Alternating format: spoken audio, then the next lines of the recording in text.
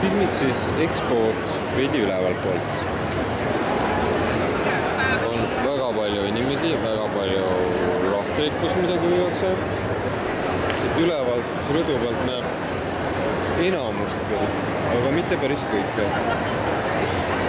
Selline on siis see EXPO vaade. Väga palju pakse ja rahvast meeletult on olemas.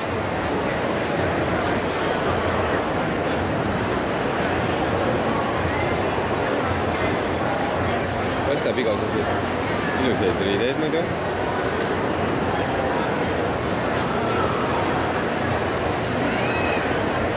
Värvi.